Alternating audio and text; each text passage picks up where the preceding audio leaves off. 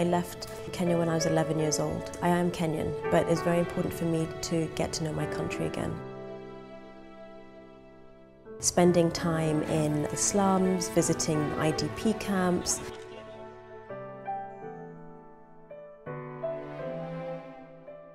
What would happen if we gave children from these marginalized communities a real opportunity? They have so little and yet are so joyous. This is a long-term project for me. This is what I was born to do, and this is what I'm going to do until I breathe my last breath.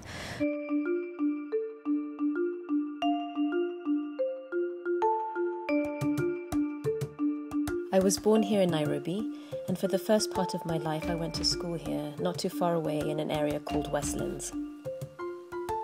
It was a very different school of its time, so it was in the 70s, and we had kids of all different intellectual abilities, kids of all different nationalities, children of all different social backgrounds, and also children who were both physically challenged and emotionally, mentally challenged, but we were all together. We didn't know that we were different, so I always say that that was a big starting point for me. Just growing up in this melting pot and going to school every day in this melting pot of lots of different people. It wasn't until I left that school that I realized how different that was. You know, that was my norm.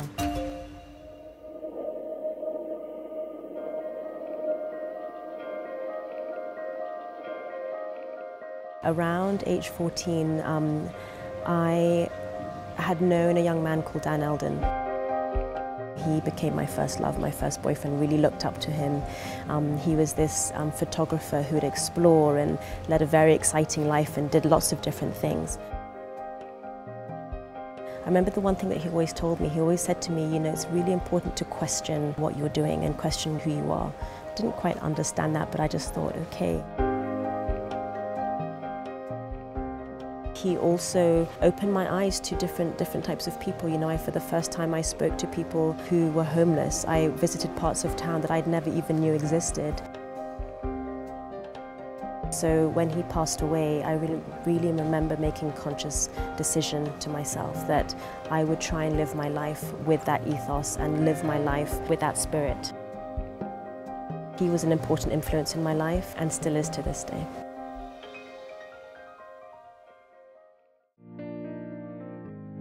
People would ask me, what do you want to be when you grow up? And I would say, I want to be a lawyer. You know, I want to be a lawyer. That was my goal. That's what I wanted to do. So that was my path, and you know, for a very long time, and you know, I worked hard. I went to university, went to law school. For me, wanting to be a lawyer was very much about wanting to help people. To be working for a firm that is in the top 5 corporate law firms in Europe was just phenomenal. The violence in Kenya's Rift Valley region is spreading quite fast. This is Naivasha, about 100 kilometers west of Nairobi. I was sitting at my desk in London, starting to watch everything unfold in Kenya. Houses continue to be torched as armed youth... I remember seeing these photographs and seeing these pictures of houses burning, people of different tribes killing each other. For me, this did not compute. The Kenya that I knew, the Kenyans that I knew, this just did not fit together. And I remember sitting and just saying to myself, I don't understand, why is nobody doing something? You know, someone must do something, someone has to do something to stop this from happening. In that moment of saying, why isn't somebody doing something, I then asked myself the question of, why aren't you doing anything?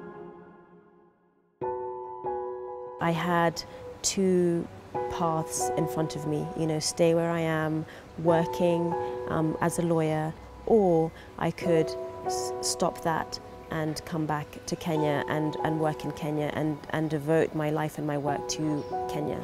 I knew in that moment what my path was, and I knew what I needed to do, and that was to head home. Originally, I thought I was going to be doing peace and reconciliation activities, but the more time I spent in Mathare, the more I saw these little kids running around. I started asking questions. I said, you know, why are there just bands of children running around unsupervised? And I ended up choosing Mathare because of the people that I met. I met this group of people who were community activists working in Mathare, one of whom was Edra. My name is Endra Vadam, and I've lived here for the last 19 years. Edra, in fact, had started this little daycare center. I found that there are so many kids who are left outside their doorsteps by their parents. These kids were in the danger of being defiled. So I started the center 5 years ago as a way of bringing the kids together, taking care of them so the kids could be in the room and they could be safe. EDRA was trying to protect these kids who would ordinarily be on the streets. So I met her and I spent time with her and I spent time with the children that she was working with, and we talked. And I just said, EDRA, how about if we look at ways in which to set up a model school system which can then be used as a model and then replicated nationally.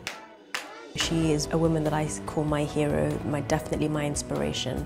And I was really fascinated by her. She is very tapped into the community. She's lived there for almost 20 years. Ama ungemtakia awe nini, awe aje? Mimi kama mama ningekuwa kama pilot.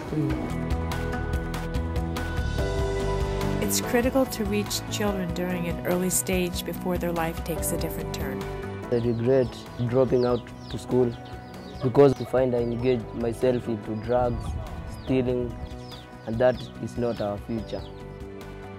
If I go back to school, I achieve more. We're feeding them porridge and we're feeding them their lunch. What really gets to me is that, this is probably, for some of these kids, the first time in their lives that they're going to have 2 meals a day. It is a bit difficult for Abigail to be fed well during lunch hour, but at least for now, she'll be confident that the child is getting food. Yeah, feeding the children will be a major thing even in the lives of the kids, and I'm very sure that their health will drastically change due to the feeding program.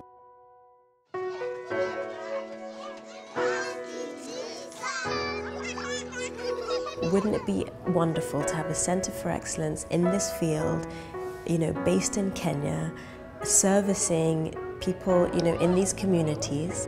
We have an opportunity to actually prove our work and actually to change and affect policy. So at the moment what we're doing is raising money for the 5-year plan, and once that has happened, we've got other projects in place to become more sustainable and to continue that way.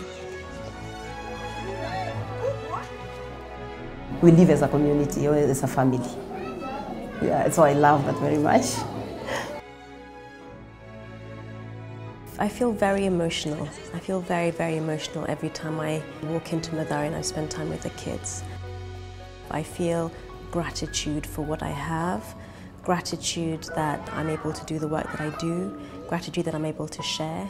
We the Change isn't just about raising awareness internationally, it's very much about also explaining and saying to some Kenyans, this is what's happening.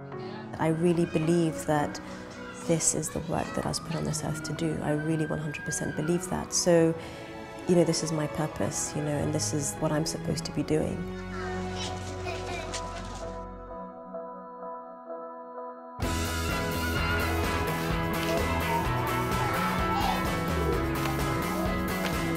Our aim is just to give a Mathare child education, a chance, just to have the best education and see how far they can go.